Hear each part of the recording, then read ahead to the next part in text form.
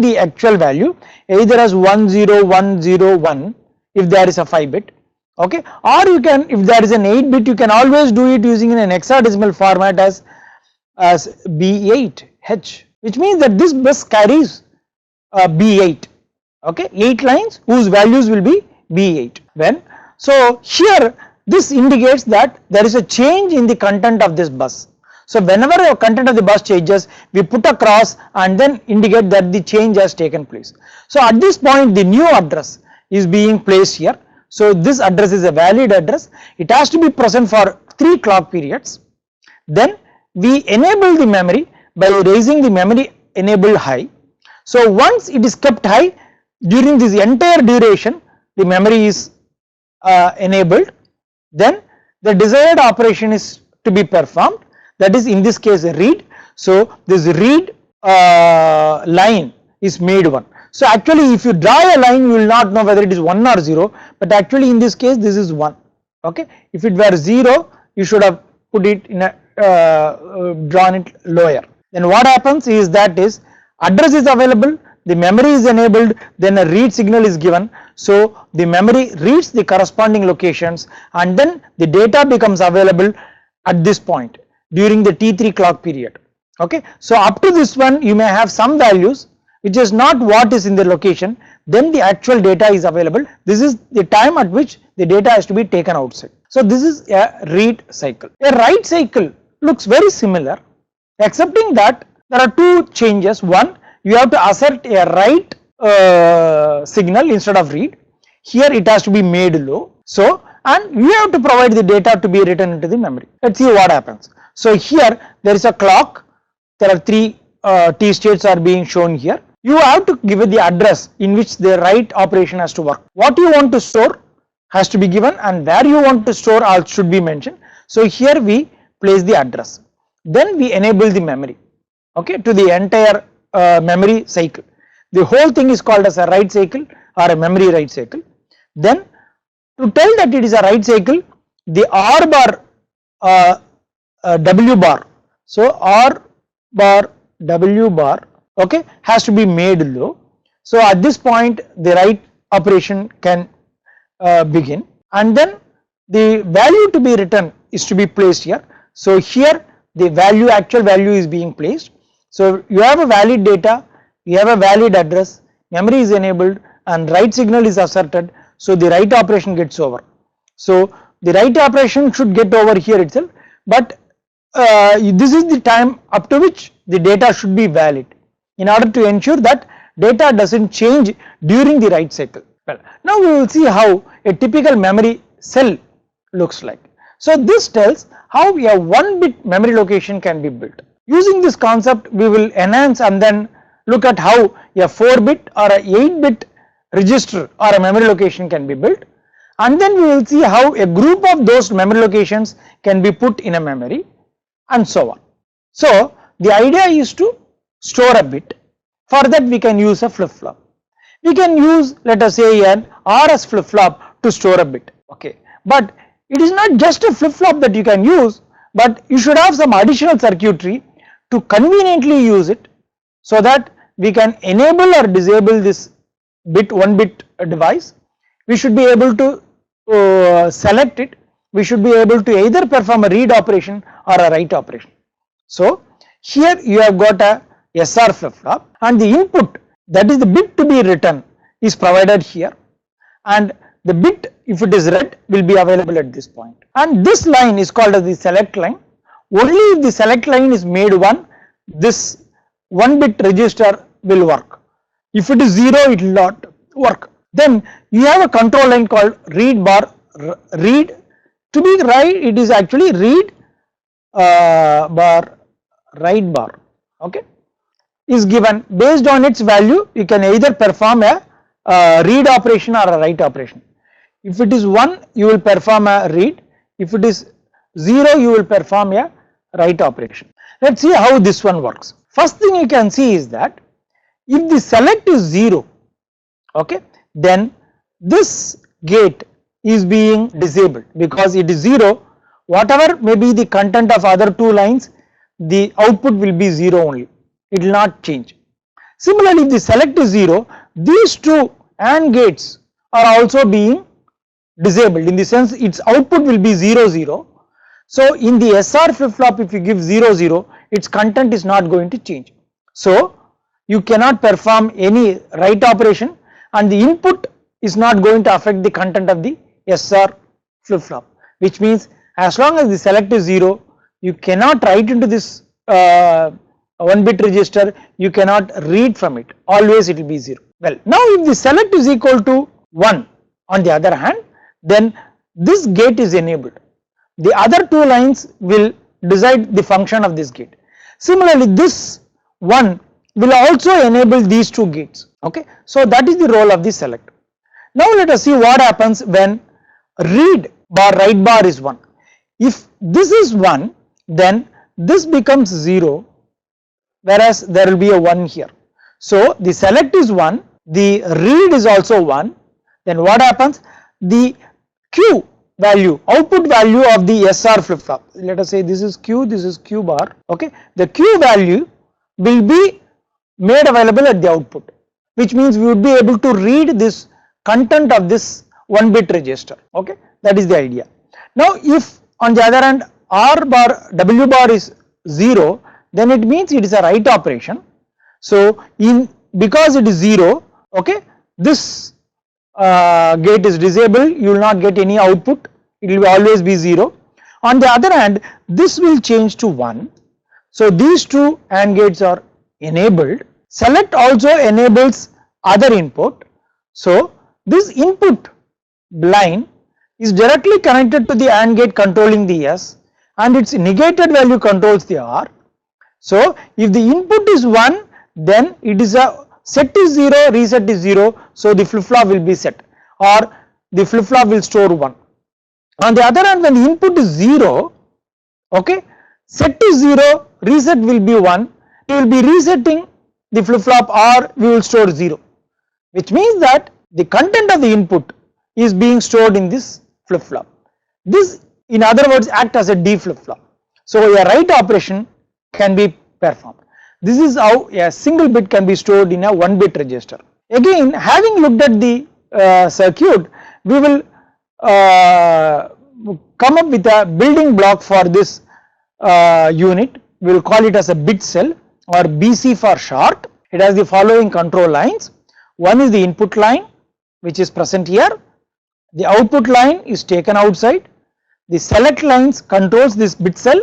Then read bar write bar is the other control line. So we will make use of this unit called as the bit cell for building larger registers and memory, which can store in memory locations. Now here we have a memory which is non-trivial. It just cannot not only stores a 1 bit, it can store more than that. So here we have arranged it in the form of an array. There are 4 locations. Locations are numbered as 0, 1, 2, 3. So it is a very simple, again a very simple memory only. It has only 4 locations.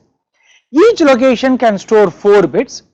So we will see that in this location 0, there are 4 bit cells BC 1, 2, 3, 4. Among that, you can take one of them or the LSB, another as the MSB. If that is the case, we can call this as 0, 1, 2 and 3. Okay. So both 0 has got is a 4 bit consisting of which are numbered as B0, B1, B2, B3. Then so this is where the input to be written can be given, these 4 lines. If you want to read from a given memory location, that will be available from these places 1, 0, 1, 2, 3. Okay. So 0, 1, 2, 3, and here you have got the memory enable control. Okay, it is connected to the enable of this building block, which is nothing but a 2 to 4 decoder. Because there are 4 memory locations, we need 2 address lines. So we have got 2 lines which act as the address ports. We use a 2 to 4 decoder.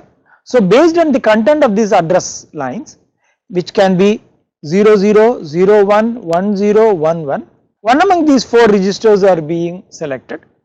So 00 is used, will select word 0, 01 for word 1, 10 for word 2 and 1 for word 3. So we will see that based on whatever the address that is being given, one of these word, let us say this is being selected. So we will select all these bit cells.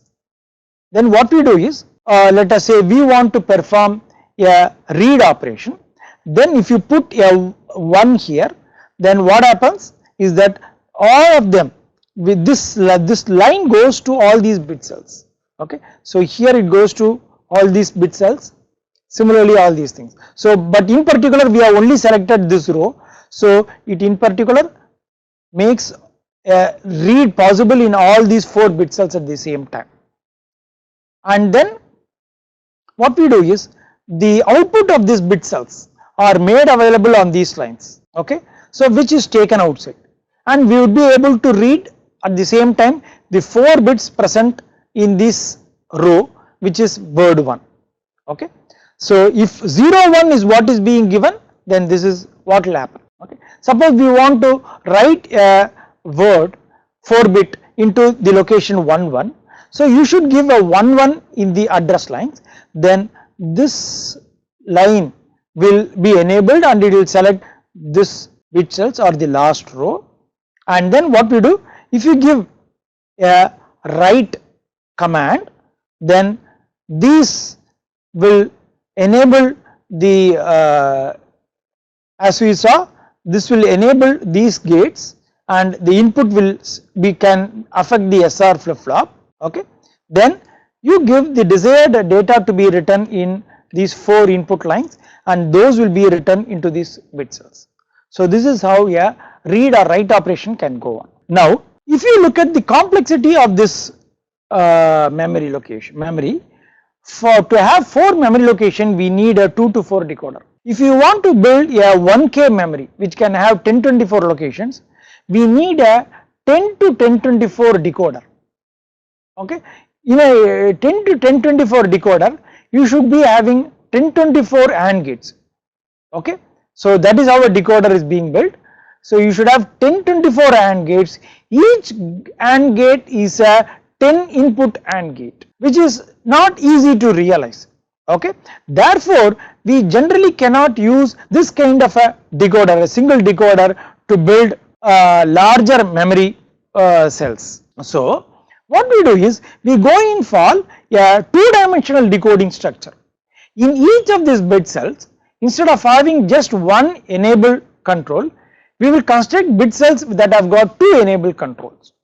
So only when both these enables are 1, the bit cell will be enabled and you can perform a read or write operation, okay. So that can easily be built, okay, by modifying the bit cell diagram that we have shown. So what we do is, we use, let us say if we want to build a 1K memory location, it should be having 10 address lines. We split them into groups of 5 lines each. One group we will call it as X, which may be the LSB lines. Another group we will call it as of group of 5, we will call it as the MSB bits. Then we employ 2 5 to 32 decoders. These 5 lines are being decoded and a unique output among these 32 possible outputs of this decoder is asserted. Similarly, these 5 lines will be decoded and one vertical line alone will be enabled. So because of that, out of this 32 by 32 matrix of crisscross enable lines, only one point will be selected. For example, if X has got the content 0 1 1 0 0, so let us say this line will be asserted. Similarly, a location value, if Y is given 1 0 1 0 0, okay, then this line is being asserted. So in this case X is an MSB, okay, that is what X is an MSB instead of an LSB, and Y is an LSB, okay. So only this line, this point is enabled. So what we will be having is that we should be having a bit cell in each of these cross points, which 2 select lines. So one of this will select, these 2 will enable, both will be 1 and only this bit cell is enabled, while other bit cells will not be enabled. So you can consider, you can have 1024 bit cells, okay, and out of which one bit cell can be selected and a read or write operation can be performed. Suppose you need an 8-bit 1K memory, then you should have in the other axis 8 such bit cells, okay. This is how it can be done. So typically these kind of memories, it is easy to build memory modules such that each module, in each memory module only one bit is stored, and you should have parallelly 8 such modules and build if you want a data of byte to be stored. Well, if you further extend this concept, okay, you can have a larger memory module, but each memory module can store only one bit in the memory location, okay. This concept is used in building DRAMs. You can also use it for SRAMs, okay, but DRAMs, if you want, which has got larger memory capacity, usually we generally go in for this kind of an 2-dimensional decoding. In the case of static RAM, okay, we use a flip-flop for storing the bits and it needs more gates, okay, but the value bit that is being stored will be present as long as the power is there, it will be present. But you can use on the other hand the DRAM, where the bits are being stored as a charge in a capacitor, but by its own nature the capacitor will discharge. So if you want to retain the bit, you have to quickly read the value of that bit and then again store it back. This is called as refreshing of the DRAM, and for this you can use this kind of a structure. So this is a DRAM whose capacity is 64K, which means it should have 16 lines, okay. So what we do is we divide these 16 lines into two groups, 8-bit of address lines which are row, which enable the row, and 8-bit column lines, and in this one we do the refreshing at a very fast rate. In each of the refreshing, what happens is as follows: we first provide the address, the 8-bit addresses corresponding to the row, okay.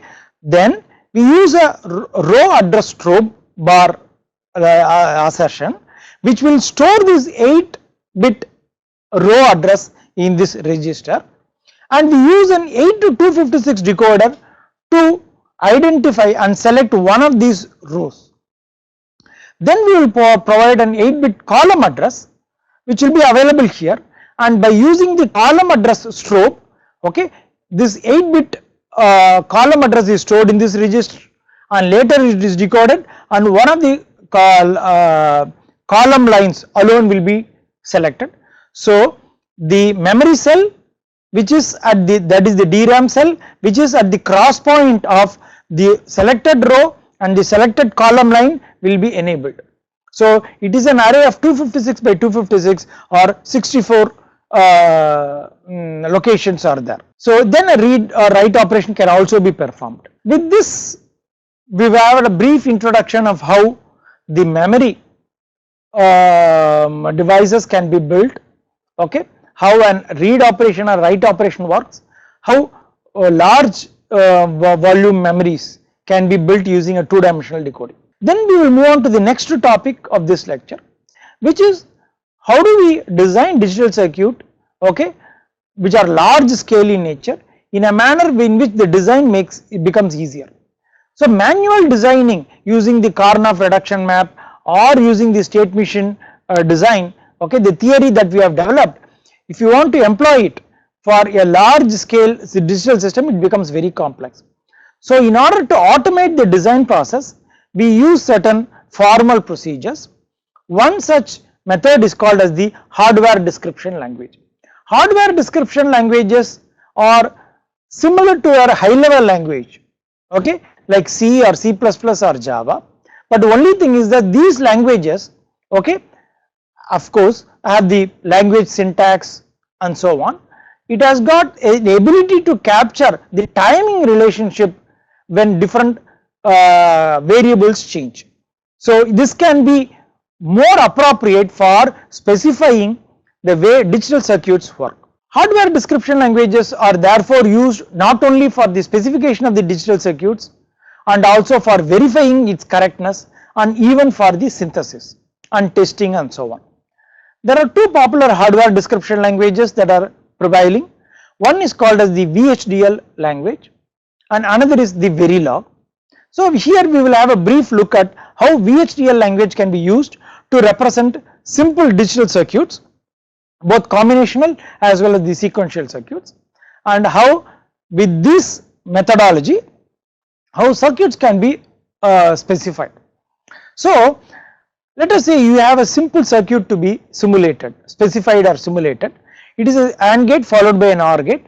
The input to the AND gate are A and B, the output of the AND gate is C along with another output D and the final output is E. So if you want to say, if we say that we want to simulate this behavior of this circuit, what it means is whenever the content of either A or B or D changes, immediately the value of C may change and then E may change. So we need a mechanism by which we will be monitoring these input signals, and whenever there is a change in the input signal, immediately we have to calculate the in between or the intermediate signals and the final output. So what we can do is we can always write a C program in which we will do using a logical operation. C is nothing but A and B and E is nothing but C or D. But if you have this lines in a C language and given the initial values of A, B, C, logical values of A, B, D, okay, we can compute E.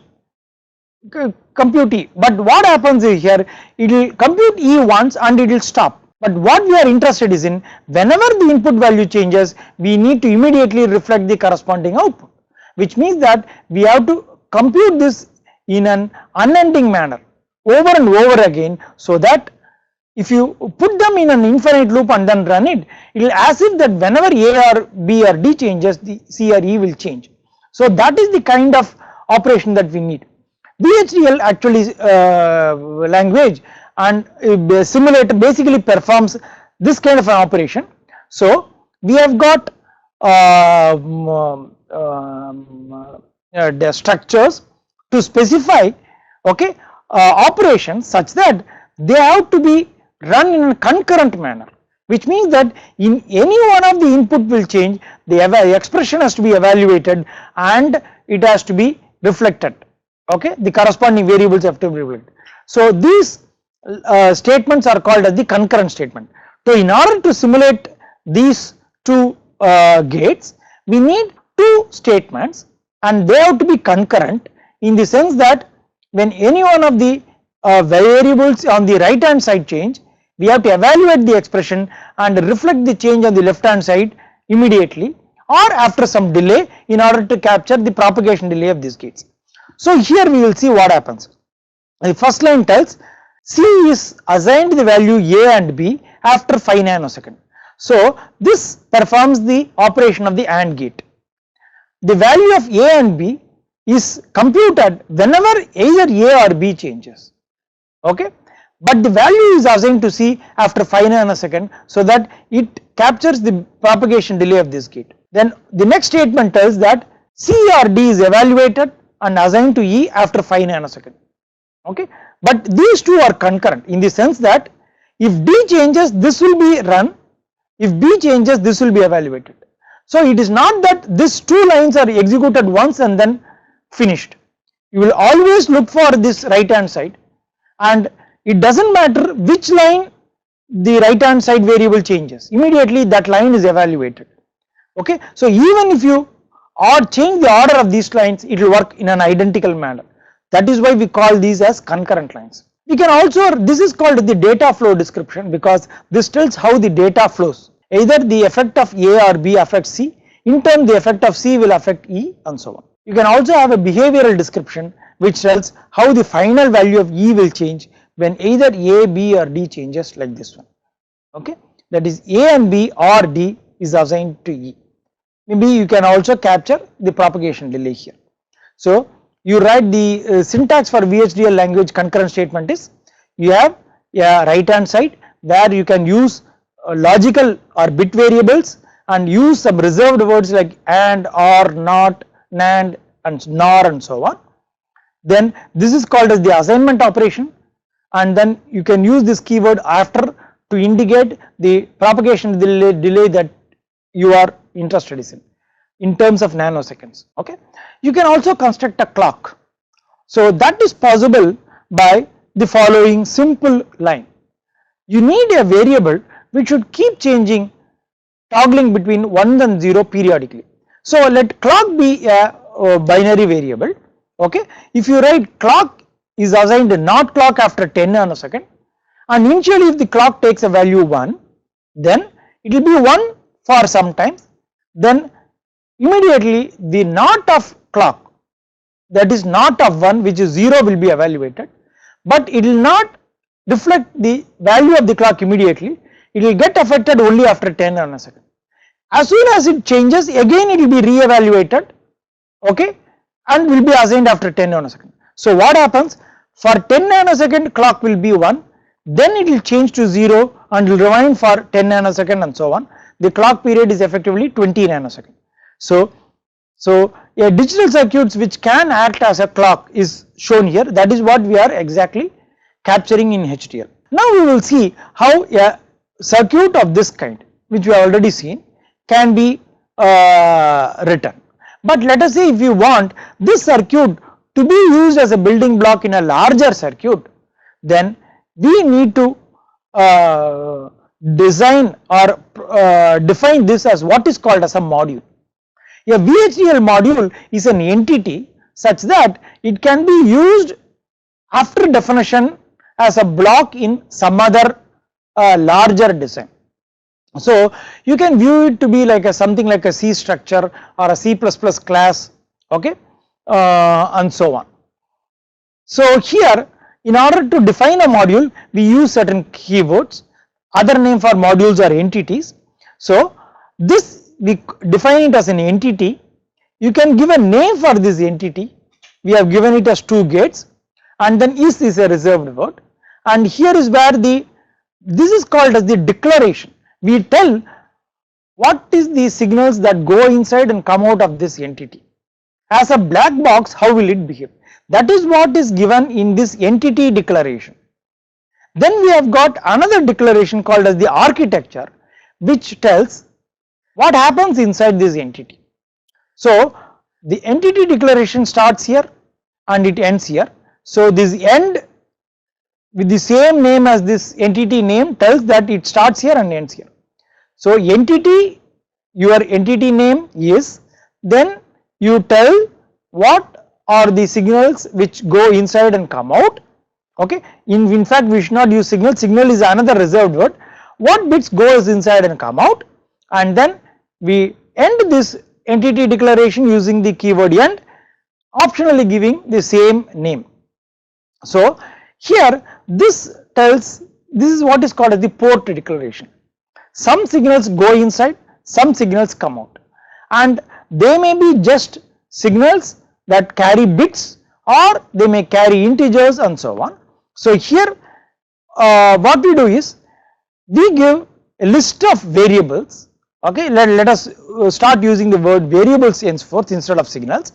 So here A, B, D are 3 variables. Okay, they all go inside. So we put a colon and put in here. So their nature is they go inside. These variables go inside, and their data type is bit. So this in bit tells that A, B, D go inside. So together they form the input port, and each one is a bit. Then the semicolon is used to separate one group of variable declaration from another group in the port. Then E alone is a signal, is a variable which is of the type out, okay, and data type bit. So this is called as the mode. Okay, mode means whether it goes inside or come outside. So this in or out defines the mode of these variables, and this bit indicates the data type. Okay, so because E is the only variable that comes out, then that is the entity declaration. Then you have got the architecture, okay, which is a reserved word. Then you give a name, convenient name for your architecture. You can use any name but follow the naming convention of the VHDL language. Off is a reserved word. Then you should tell to what entity this architecture corresponds to. So the same name that you have given for the entity declaration you should use in the corresponding architecture declaration. So architecture gates of 2 gates means this is an architecture called gates, it corresponds to the entity 2 gates which is declared here. This is a reserved keyword, and then you should start the declaration of this architecture using the reserved word begin, and it should end using the reserved word end, and optionally the same name of the architecture here. Okay, so this is where what is called as the body of the architecture is. Incidentally, you may use some intermediate variables inside, those are called signals. Here C is a signal because it neither goes inside nor comes out of this entity, it is local or internal to this entity. So those are called as signals. So C is a signal, again there is no mode for it, it is not in or out, so that is not required, but you have to tell the data type, that is bit. Then here what we do is we give using concurrent statements the behavior of this entity. It tells A and B is computed and assigned to C, and then C or E is computed and assigned to E. So 2 concurrent statements are written. If you want to give propagation delay, you can put A and B after 5 nanoseconds or C or D after 10 nanoseconds, that way you can put it. So this is an entity architecture declaration which can be used to define a module. You can use modules and you can put many modules inside a larger module and build systems or define systems in a hierarchical manner. We will have a quick look at one more entity architecture declaration. I will go through quickly. So this is an declaration for a full adder. A full adder adds 3 bits, we will call it as the bits to be added are X, Y and carry in. It gives the sum and carry out. Okay. So how do we define the entity for a full adder?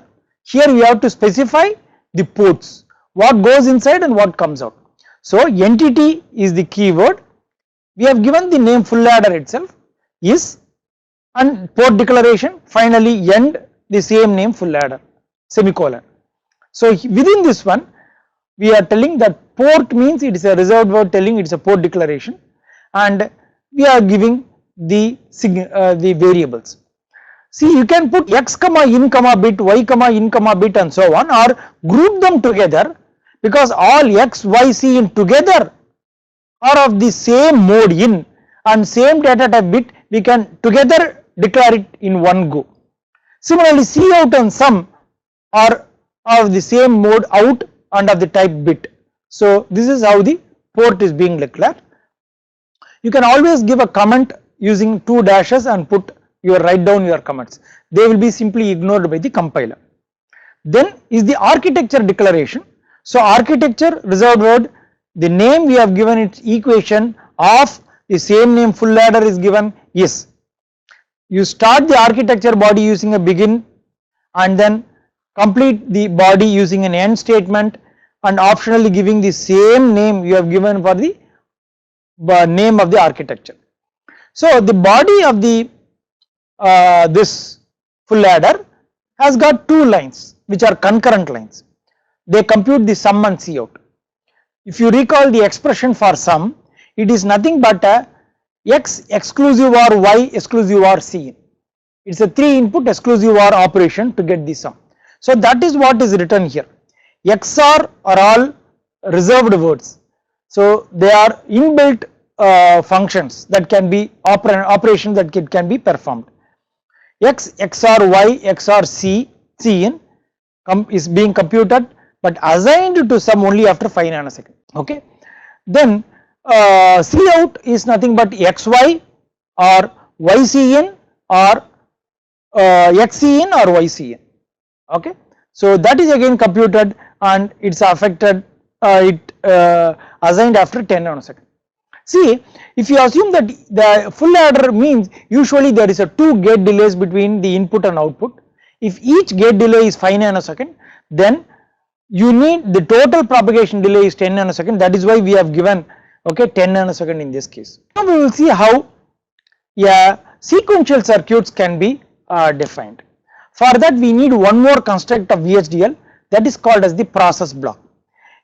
Process is nothing but a structure, okay, which has got what is called as the sensitivity list. If any one of the variable in this sensitivity list changes, then the process block is executed, but these lines within the process block are executed sequentially one after another. It comes to the end of the process and then stops. This is how a process begins. To again tell you, when any one of this sensitivity list G or D changes, then it is executed one in sequentially and it ends. So this is the way it happens. Here what happens, we check whether G is 1, then Q is assigned D, and that is what we do. We can also use if, end if else condition, all these things are also allowed in VHDL. Now we will see how we can construct a D flip flop and later a GK flip flop using a VHDL circuit. Well, now VHDL D flip flop conceptually looks like this one, okay. It has got a D input and a Q output, then there is an clock which is a rising edge clock.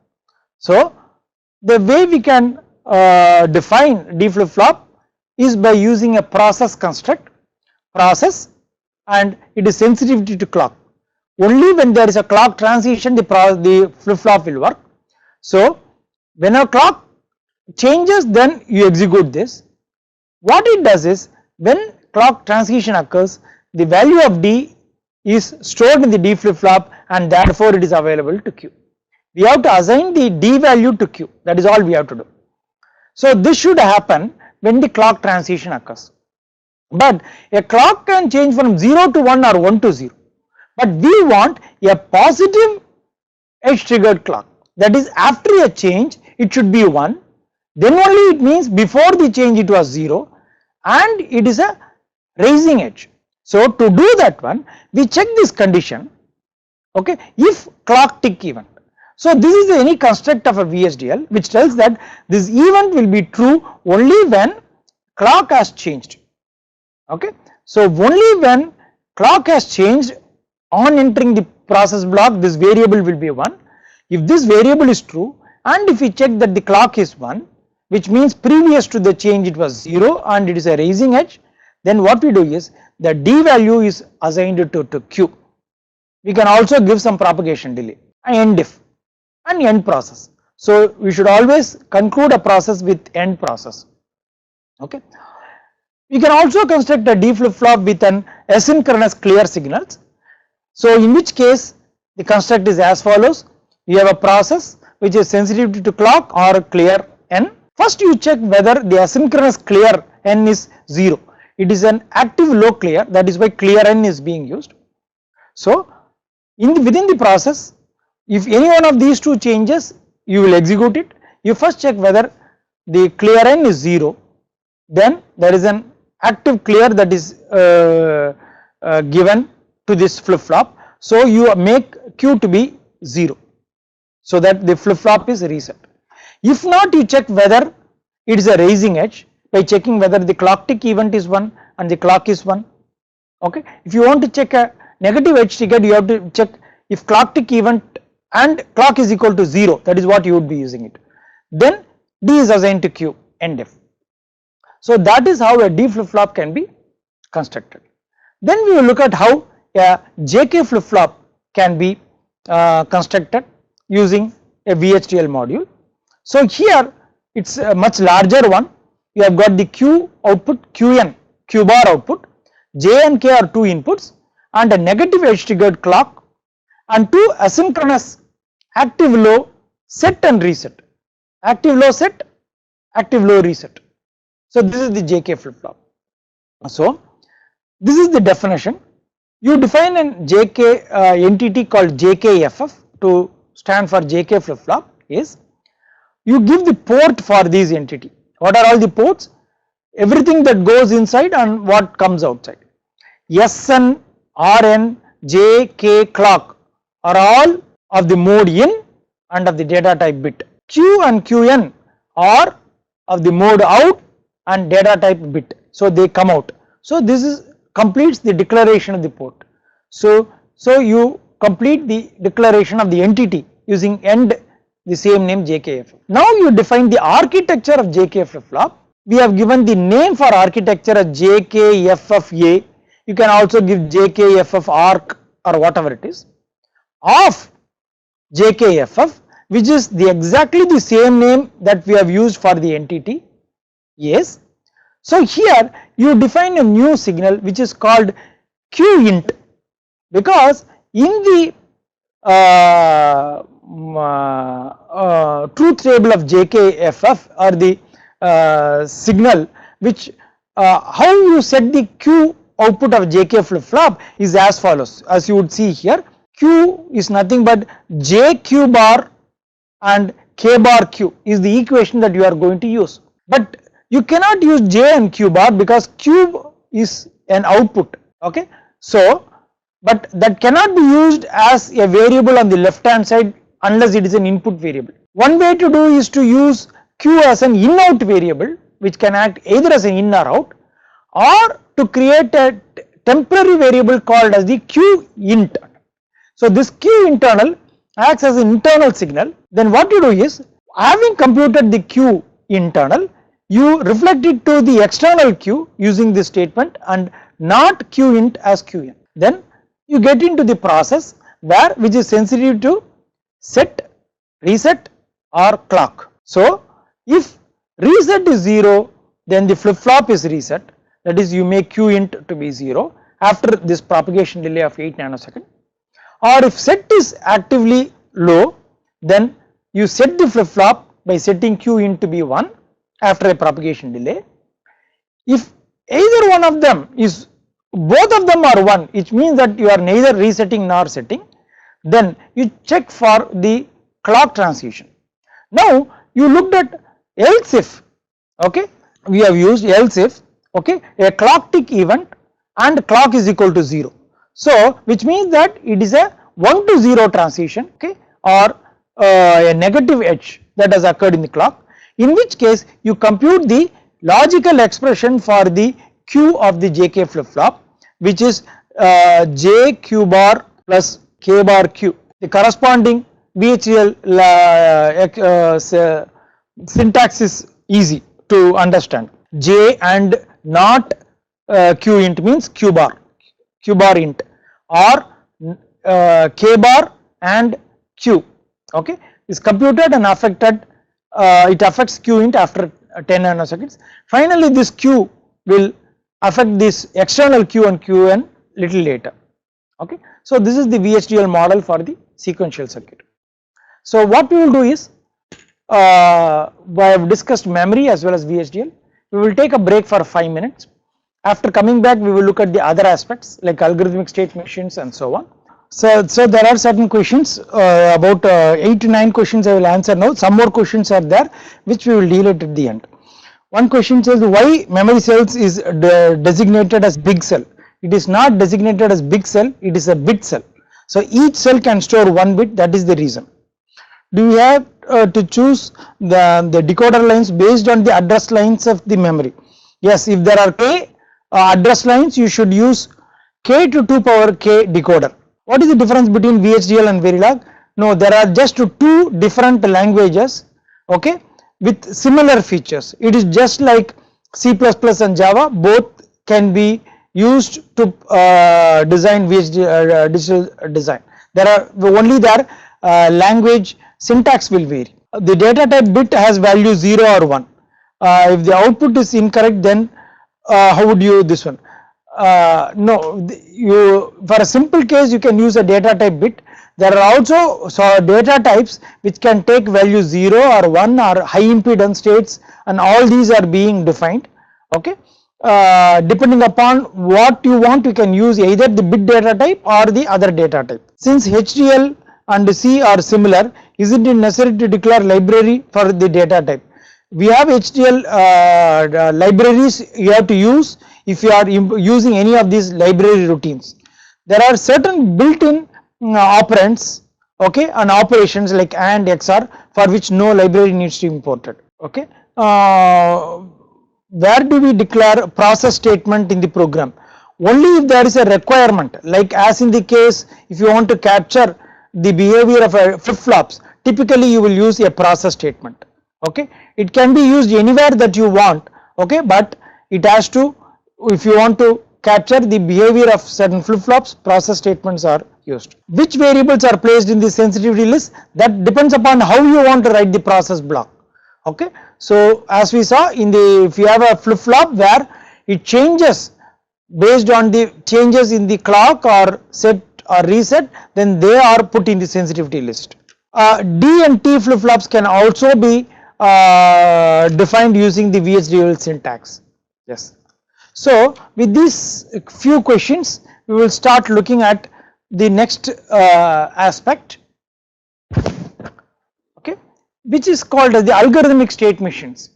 These are another formal mechanism which can be used to represent digital designs, and later it can also be used for checking its correctness and also for realization. They are equivalent to finite state machine. So you can either use a FSM, or that is the Mealy or Moore machine based approach, or an ASM chart for designing or representing a digital system, okay, design, but it is up to your convenience. So this is looks very similar to the flow chart that we use in software. Okay, so we have what are called as states. So each a rectangle represents the state, okay, and you can give a name for this state in which the machine is going to be. Okay, it can be, name can be start, stop, or display, or store, or any convenient name you can give. Then you can give a list of outputs that are given when the machine is in this particular state. So a rectangle block is being used. Arrow marks are used to indicate how a transition occurs from one state to another state. Then condition variables, if or can be checked. For that we use a diamond like structure, and within that an expression, just a condition variable like x or y or z, or an expression like x and y or x plus y bar z. Such a condition, logical condition expression can be given based on how it evaluates to, that is either 1 or 0. You can tell in which branch the ASM chart has to take. For example, if this condition is 1 or true, then it goes to takes this branch. If it is false, it takes this branch. Okay, so this is another structure.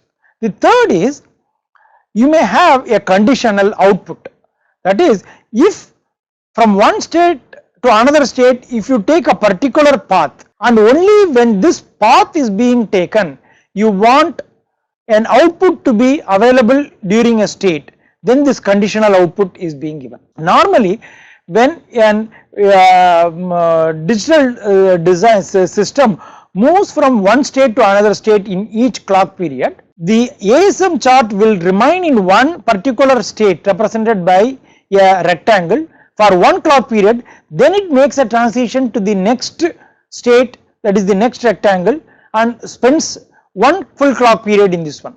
These transitions do not take any time. Okay, so in that state it may output an output, or conditionally an output may be issued in a given state. We will see an actual understanding of this when we encounter it. For example, here we is a small part of a ASM chart.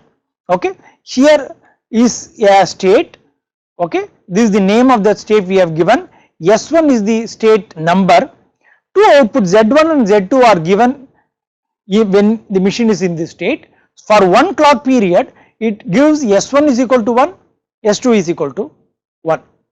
Then based on the value of X1, you either take this branch or this branch.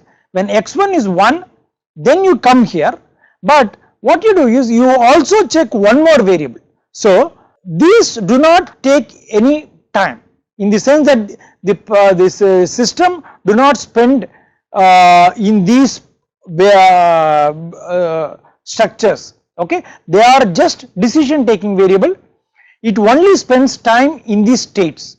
Okay, so based on X1, when X1 is equal to 1 and 3 is equal to 1, it goes, and whichever state that happens to be here, it goes here.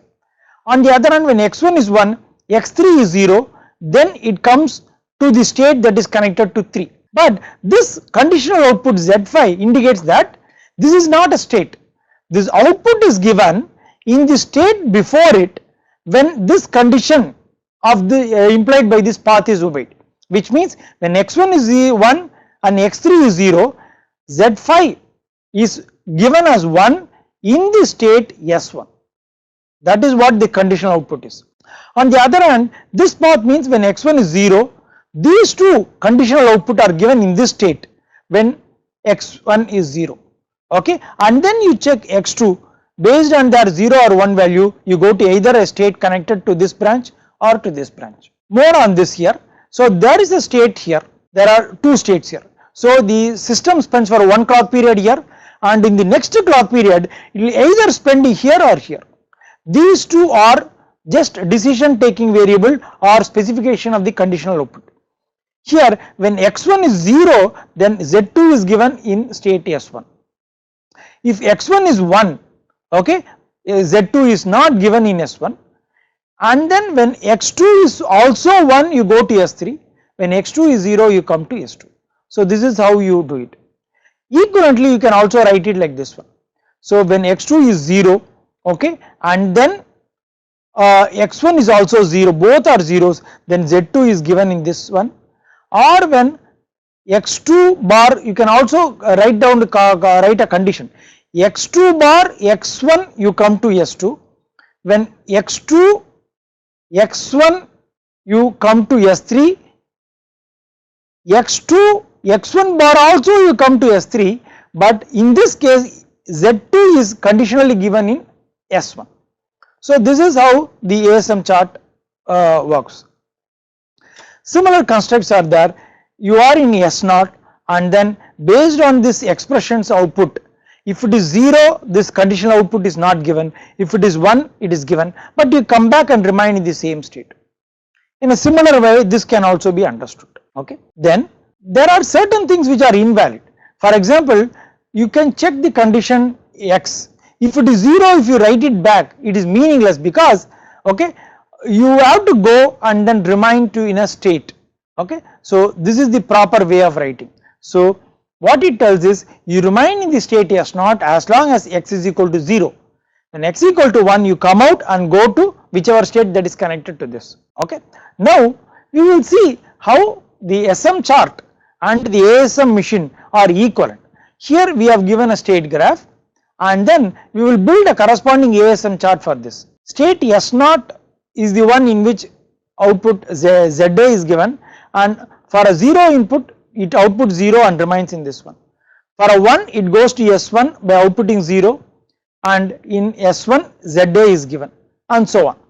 So this is a conditional output. During the transition from S2 to S0, okay, Z1 output is given. So how do we represent it using ASM chart? So we have a block here, okay, for S0 bar A, ZA, okay, we have represented here. We can give a convenient binary representation for the state 0, 0, which will be later on useful for implementation.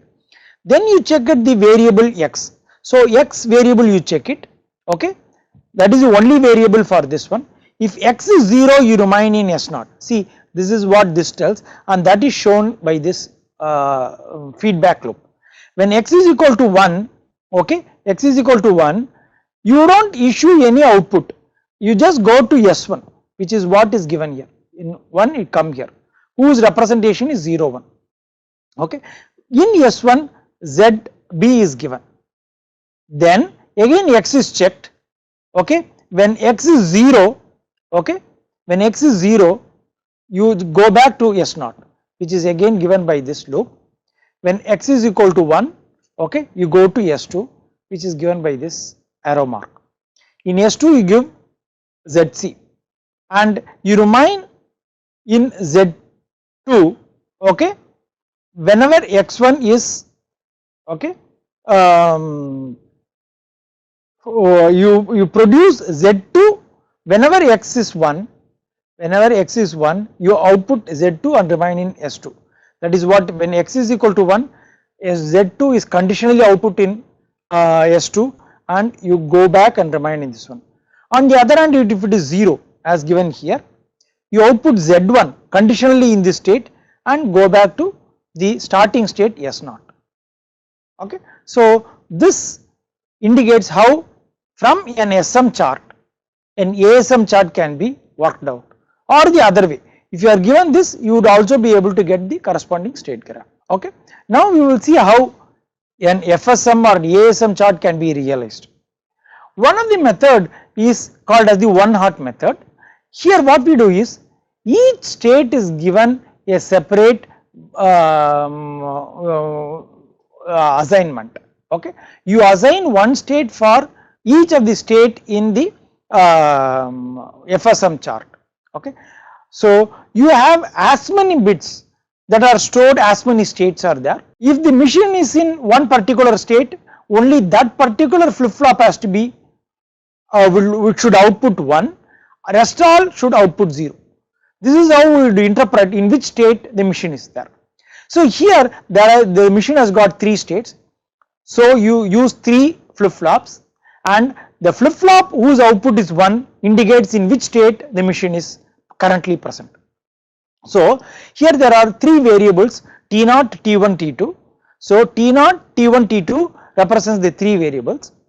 There are the inputs are S, A2, A3 are the inputs.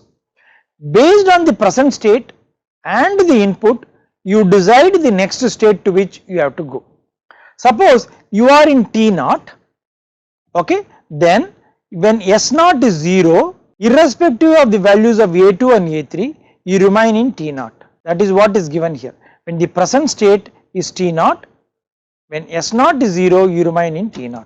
Then how about this branch? In T0, when S is 1, irrespective of A2, A3, you go to T1. That is, this branch is being shown.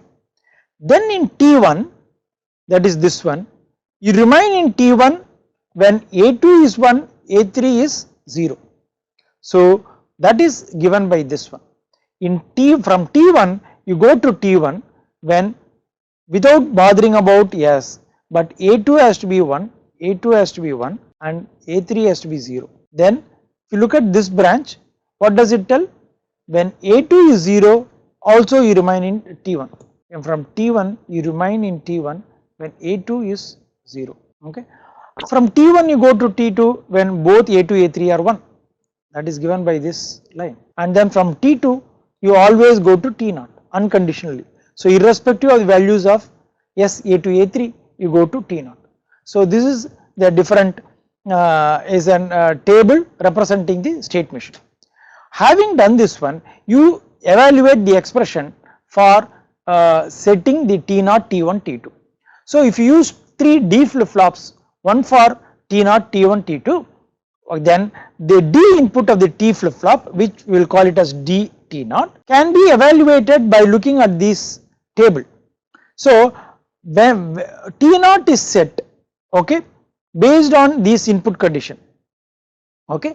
So T0 is set whenever you would see that T0 is present in this one. The corresponding condition is S, when S bar, when S bar is 0, S is 0 and T0 is present, then the corresponding condition is S bar T0, and for this one it is T2 whenever you are in T2. So whenever you are in T2, you always go to T0. Whenever you are in T0 and when S is 0, you also go to T0. So that is this expression. Similarly for DT1, you look at the T1 condition, okay. So one is, okay, S T0, S and T0, which is given here, and then A2 dash T1 or A2 here, A2 A3, A2 A3 bar T1, that also will be T1, okay. So that can again be simplified like this one. How about T2? T2 is nothing but this line, okay. T1, A2, A3. So once we have got these logic expressions, you can realize it using an circuit. So here is the flip flop for T0, here for T1, here for T2. So the expressions are here. How do we evaluate it? You can see that dt0 is here, is nothing but T2 plus S bar T0. See, you would see that T2 comes from here plus S bar T0 is here, okay, that is what is dt0. What is dt1? Okay, S and then T0 comes from this one, okay, T0 comes from this, and then this is, okay, A2 A3 bar, A2 A3 are being ANDed and it is being negated and it is being ANDed with T1, okay. So based on this condition this is set, and this is nothing but A2 A3 A1, A2 A3 is available, then you AND it with T1 to get this one. So this is a way of realizing the ASM chart. You can also do it using what is called as a mux based method. So in this method what we do is, let us say this is the ASM chart.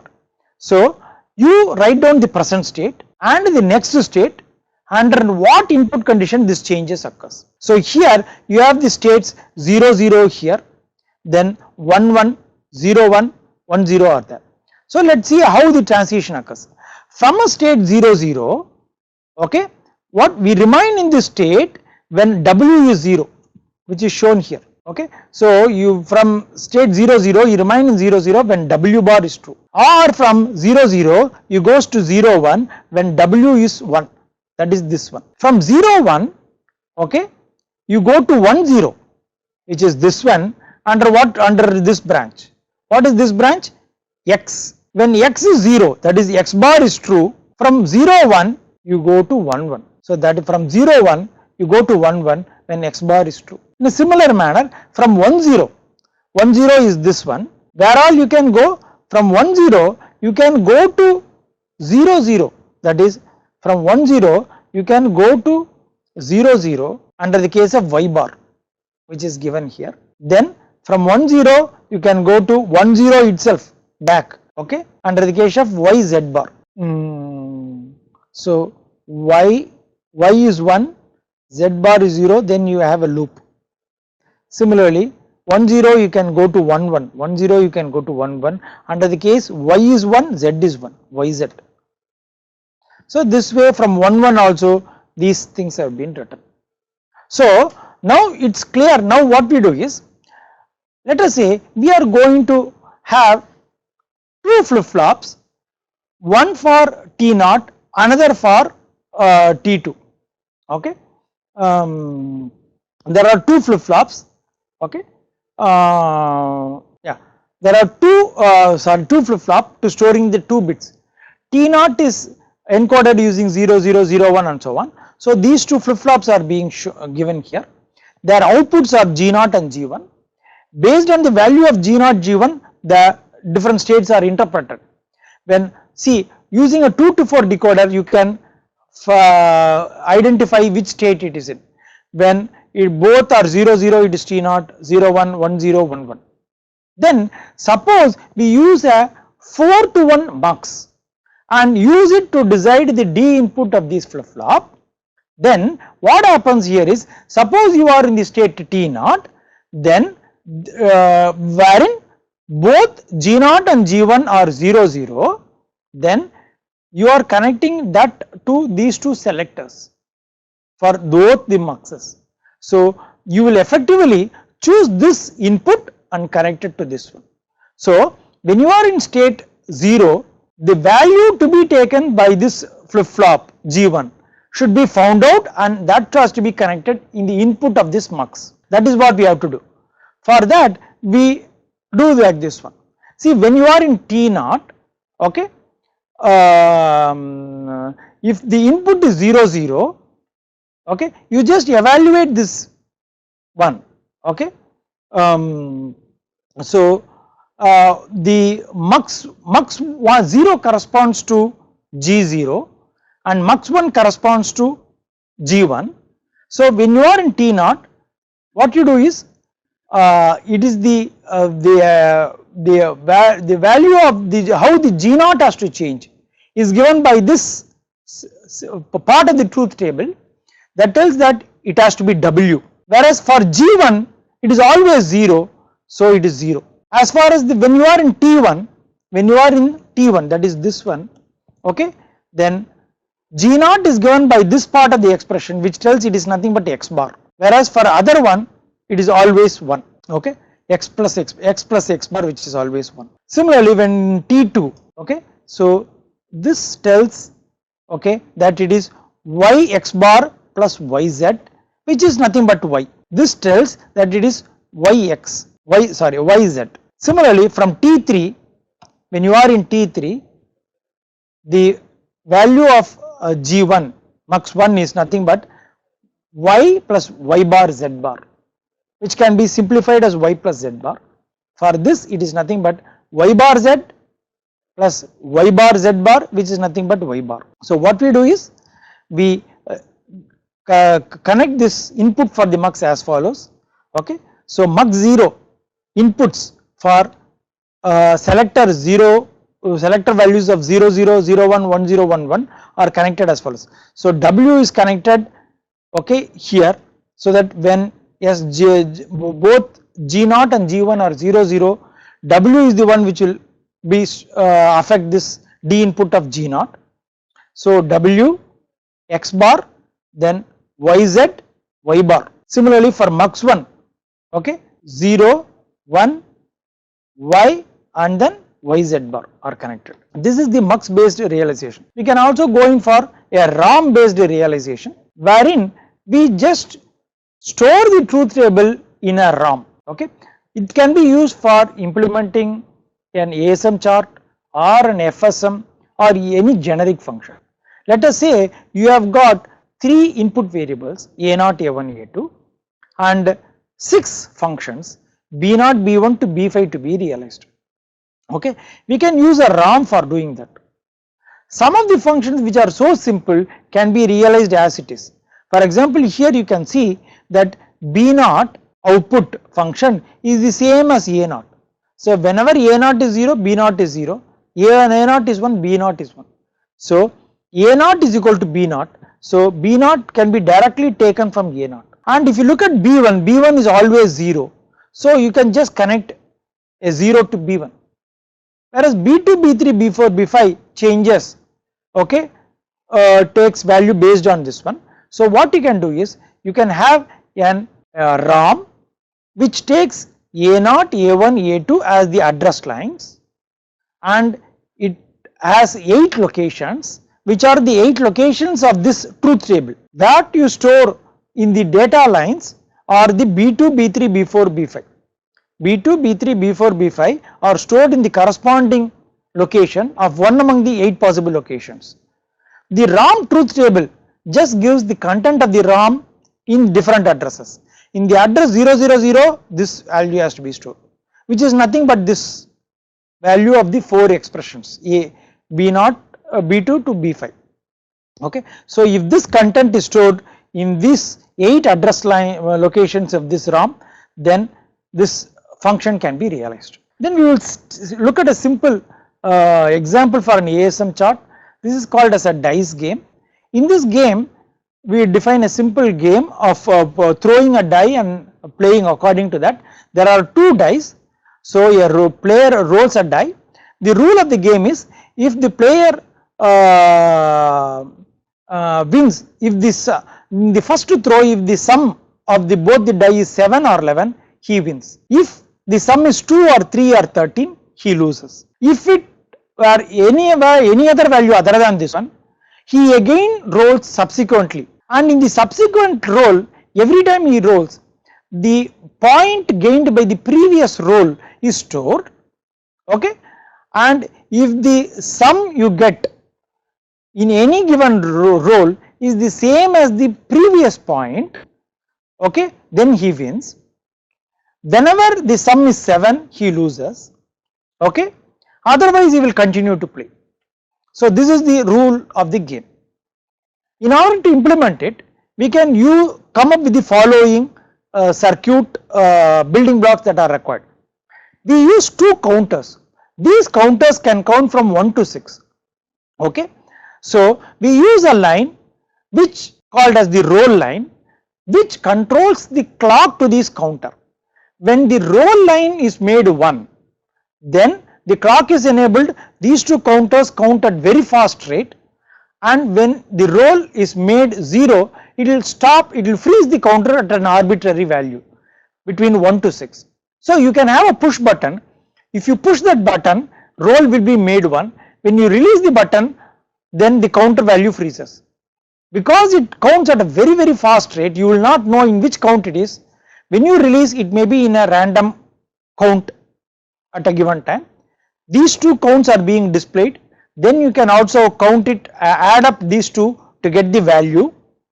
So what we do is you employ an adder because these two counts has to be added, and when the count is sometimes in the first throw, if it is 7 or 11, you have to win. If it is 2 or 3 or 12, you have to lose. So you have a digital circuit which checks whether it ORs whether 7 or 11. Here it ORs 2 or 3 or 12. So this will be equal to 1 when either one of these counts are obeyed. If 7 alone is 1, this will be made 1. Then there is a register which stores the point obtained in any given row.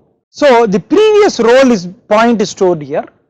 If the current roll's sum is compared with the previous point, if they are equal, then you assert this equal line. This is also used to take a decision. Then this control enables the sum to be stored as a point for the next one. Then based on the decision, you give two displays, either a win or lose. You take two inputs, you can reset the whole circuit using a reset, in which case the counter will be made to zeros. This RB push button, if you keep pressing as 1, if you keep pressing is okay, then roll will be made 1 and the counter will be counting. The moment you release it, counter value will be frozen. So a simple first level ASM chart for this as follows.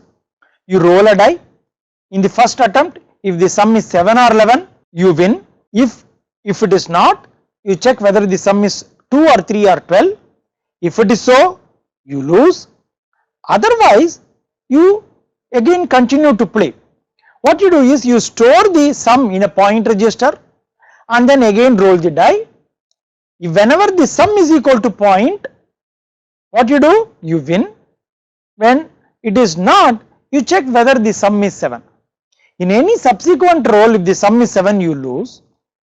Otherwise, you again allow the player to roll again and again until one of these two things happen. So after winning, the player can reset the button, reset the game, in which case you go here.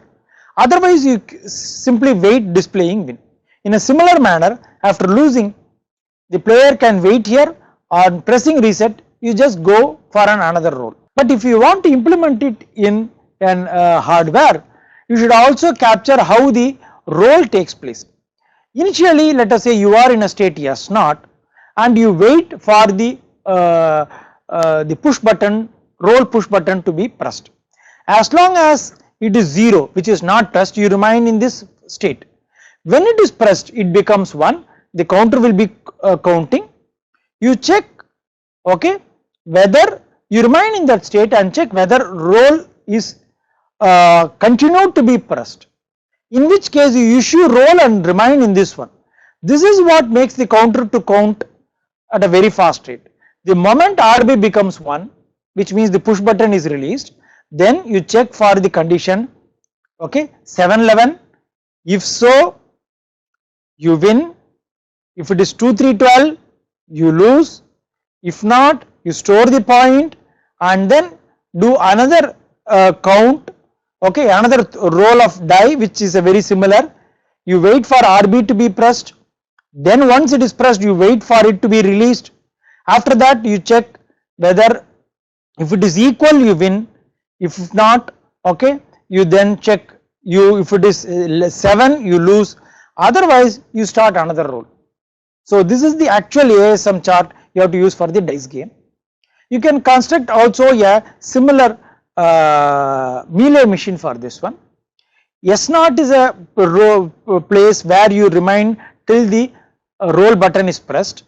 When RB is pressed, then what you do is when RB is made to be released, you check whether you come here and then keep waiting as long as the roll is still on. When the roll is released, based on the condition, if it is 7-11 you win, if it is 2-3-12 you lose, if not you store the point and come to this one, make another roll enabled, you wait for RB to be pressed, otherwise you remain here. Once pressed you remain here and wait for it to be released. On betting released, if it is equal you win, if it is 7 you lose, if it is 0 you go in for another roll. So you can do any one of this and then realize it. Now we will come to another aspect of this lecture, namely a brief discussion on the asynchronous sequential circuits. Here you have got latches, you have flip-flops which are not clocked, connected with certain combinational circuits. Then as soon as certain flip-flop changes, you may also have a feedback. The flip-flop may change many times until it settles down. This is what we are going to see. So here is an example diagram where there are two flip-flops, SR flip-flop, S1 R1, S2 R2 are the R and S for the two flip-flops, Q1, Q2 are the corresponding outputs, X1, X2 are the two inputs. You may also negate it and use it. There are two outputs Z1 and Z2. The circuit defining how the flip-flops input are affected and the outputs are affected are given here. So we want to analyze this circuit, asynchronous circuit. First thing what you do is we write down the equations for the internal signals as well as for the output. R1 is nothing but X1 bar X2 bar.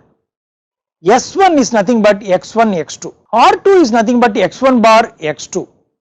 S2 is nothing but X1 X2 bar. So that is what we have basically written it. Similarly, if you look at Z1, Z1 is nothing but Q1 Q2 or X1 bar into Q1 plus Q2. Q1 plus Q2 into X1 bar plus Q1 Q2. Similarly, if you look at this expression Z2 is nothing but Q1 Q2 bar or X2 bar into Q1 plus Q2 bar, that is Z1. Now we should also write expression for Q1 and Q2. That depends upon the logic expression of this RS flip-flop, which is nothing but S plus R bar Q. So for the first flip-flop, Q1 plus is S1 plus R1 bar Q1, where S1 and R1 are given here. So if you take these two and put it in this equation, you get this equation. So X1 X2 plus R1 bar is a negation of this one, that will be X1 plus X2 into Q1. So that is what Q1 plus. Similarly, Q2 plus is S2 plus R2 bar Q2, which can be taken from this one, X1 X2 bar plus X1 plus X2 bar into Q2. So you get these equations. Then you can construct this kind of a table wherein for a given values of X1, X2, Q1, Q2, you find what would be the values of R1, S1, R2, S2, Z1, Z2. So these can be found out for any given input combination, and from that you can find Q1 plus Q2 plus also, because that also we have got expressions. So for a given input sequence, and a given state, you can find the next state and so on. I will not get into go through this one, but you can easily do it using, because all the expressions are given. The point to be noted is, suppose you are in the state 0 0, Q1 Q2 is 0 0. If this is input is 1 0, your next state is 0 1. So what you should do is, your state was originally 0 0. When the input changes to 1 0, you go to a state 1 0 1, and you have to re-evaluate this expression by putting 0 1 as this next state and for this input and find it. You have to do until it settles down, which means whenever an input changes, the state may change more than once before settling down. This is the nature of the asynchronous circuit. To analyze this one, what we can do is, you define two things. One is the internal state of the machine, which is nothing but Q1, Q2, and another is the total state of the machine, which is the combination of Q1, Q2, X1, X2. So for each one of these combination, you should find the next state, which is Q1 plus Q2 plus, and put it in the form of a combined truth table. So here you have got X1, X2 spanning the row, taking 4 values, Q1, Q2 the internal state taking 4 possible values. For each of this combination, we have found out Q1 plus Q2 plus using the expression we have already seen for this expression, and we have put it in these within these squares. What it tells is, when you are in 0 0, when x1 x2 is 0 0, you remain in the state 0 0, but it is not true for all the cases. Suppose your input is 1 1 and your state is internal state is 0 0, the next state is actually 1 0, which means it is not stable. Again, then from this state, for this input you have to re-evaluate the expression, that is the next state, by going to the corresponding row. 1 0 means you have to come here and then re-evaluate for the same input and until the state stabilizes. So we see that there are certain states which are stable. It will happen only when the next state Q1 plus Q2 plus is equal to the previous current state Q1 Q2. So only when this matches with the entries of this one, the states are stable. So here is 0 0, so this is stable, this is stable, these two are not stable. This is 0 1, so there are only 2 stable states. For 1 1 these two are stable states, for 1 0 these two are stable states. So this is how you get it. So you have this, find out which are the stable states, then you can give a symbolic name for these stable states. For example, 0 0 you have given S0, okay, and 0 1 S1, 1 0, okay, 1 0 you have given as S2, 1 1 you have given it as X3. So these are all labels that you have given, okay. Then once you have this one, okay, then you can, this is called as the, then we can construct a flow table in order to find the output sequence for a given input sequence.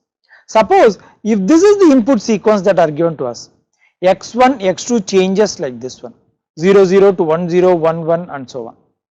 Again we force a condition that only one input can change at any given time. This is called as the fundamental mode of operation. So then we can find out the output sequence for a given input sequence. Now we have two outputs, Z1, Z2. We should construct a similar form of a K-map for the output, that is for the two input conditions x1, x2, for the present state Q1, Q2, what would be the value of Z1, Z2? You have to find out using that expression and fill it here. So using these two maps, you can find the flow. That is, suppose you are in 0 0, okay, you are in 0 0 and your state is 0 0, you start with this one which is stable. When the input changes to 1 0, from here you go here. So from S0 you go to S1, okay, so but the internal state changes to S1 here. So immediately what you have to do is, you have to come here because the input is 1 0, but the internal state is S1 which is 1 0, so it is not S0, it is S1. So you have to come here and then you will see that here it is a stable state. So you should make transition. So once an input changes, you switch from one column to the other column, because here column tells how the input changes.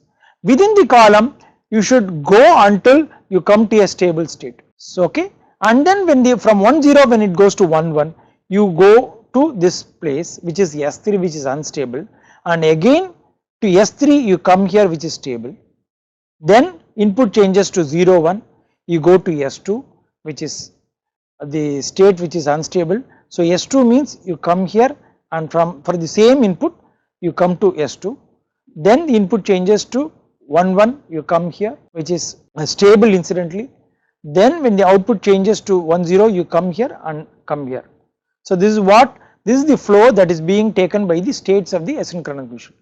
Then the output should also follow the same sequence. So you follow the same sequence like this, okay, and you note down the corresponding output, and that output is the output sequence for this given input sequence.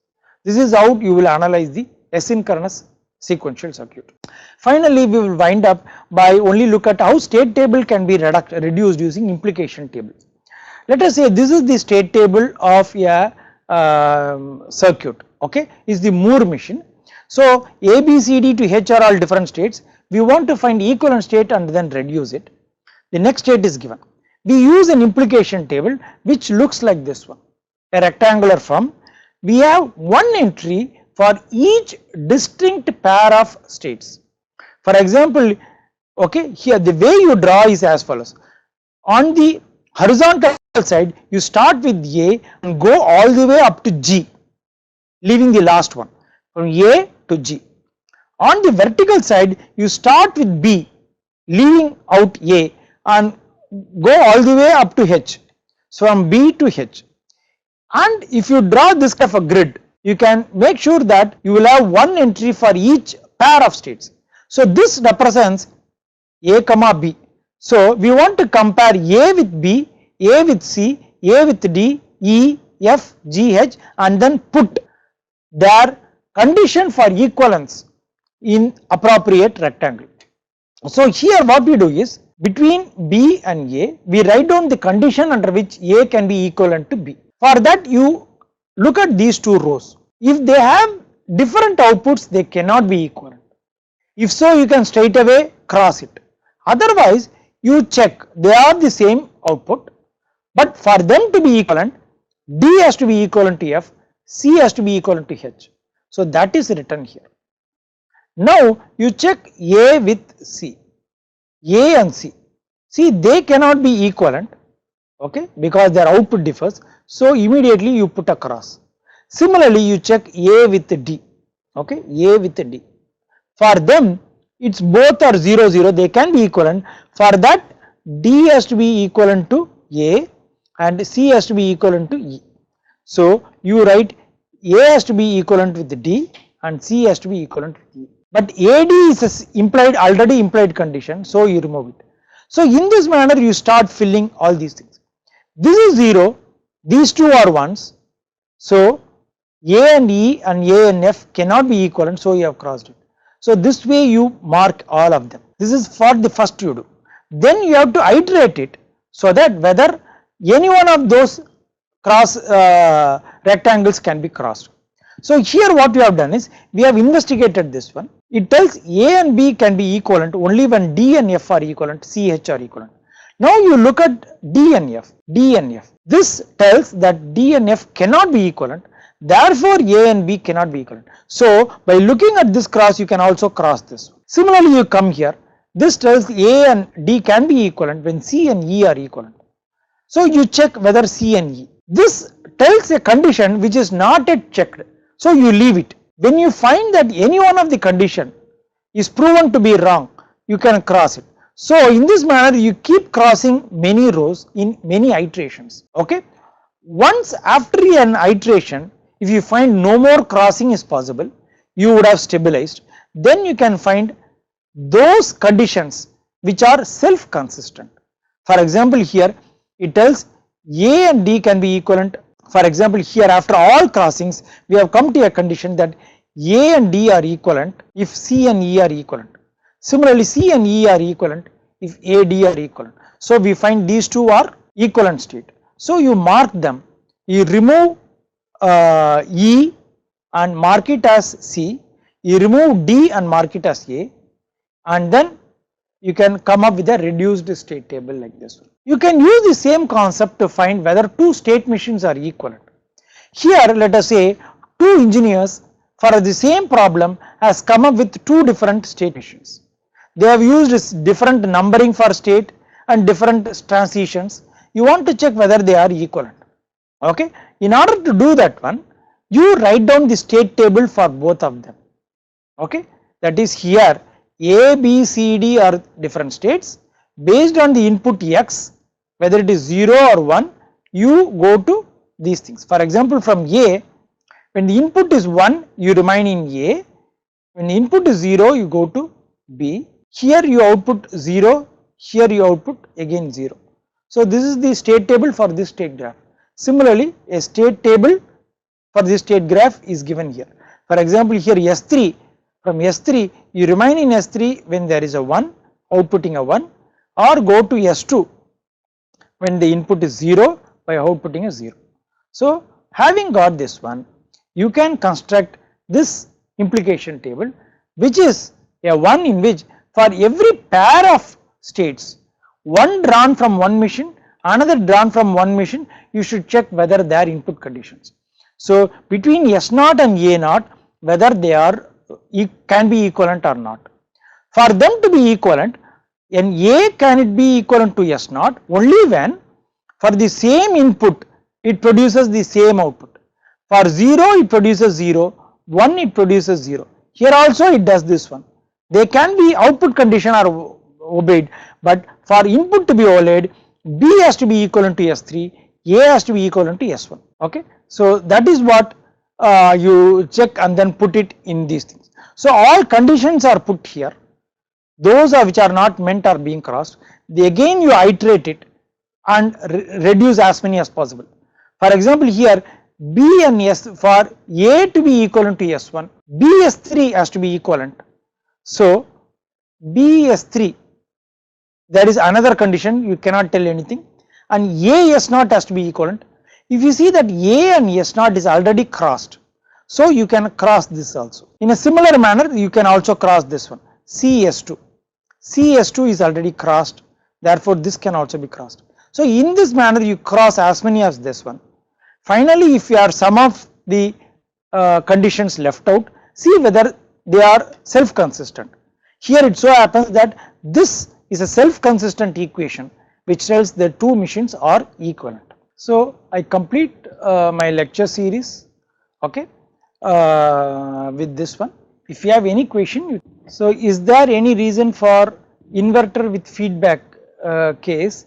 That is why it generates clock waveform with happen 10 nanosecond. What we have done is a circuit where an inverter with a feedback which can generate a clock, okay, because the propagation delay of inverter is 10 nanoseconds, the clock period is 20 nanoseconds. What is the difference between FSM and ASM?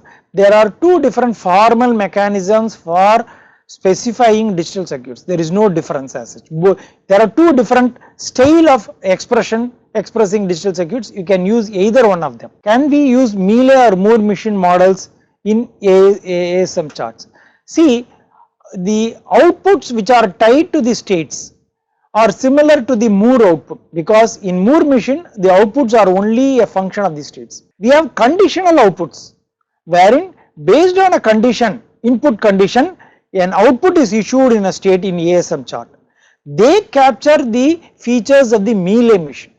So ASM chart can be used to capture either the method functionality of Moore or Mealy. What is the purpose of using ASM chart? ASM chart is a way of representing a problem and designing digital circuits. Asynchronous or arithmetic, it's not clear. Asynchronous or arithmetic, does they realize in any MA? Relate to, the question is not clear, we have to rewrite the question. Why JK flip-flop very complex in VHDL compared to JK flip-flop? Yes, because the input equation is, because the way the expression for J K flip-flop Q is there. Okay, so we have to have the Q input itself goes as a feedback and affects the next value of Q, which is Q plus. That is why the VHDL syntax is complex for JK flip-flop. Memory size depends on the number of address or data. The number of address location in a memory depends upon the data lines. the width of the data lines decides the number of bits that can be stored in every location. Why we represents Rn Sn in JK flip flop with VHDL? Rn and Sn in that one, they are the asynchronous resetting and setting. Given a flip flop, we should have a mechanism to set it or reset it before we start the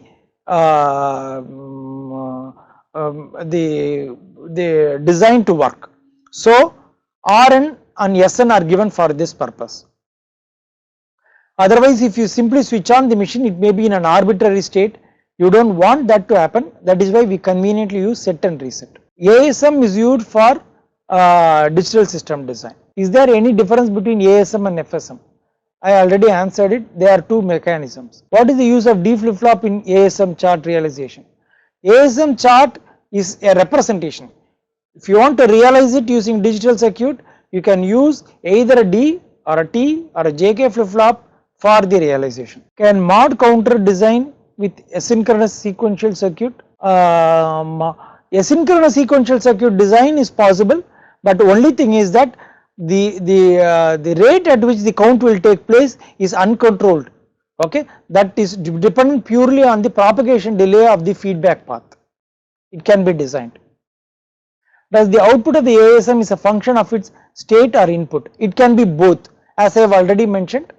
Okay, conditional output can be used to make an input to affect the output in a given state. As in FSM, are there two types of ASM?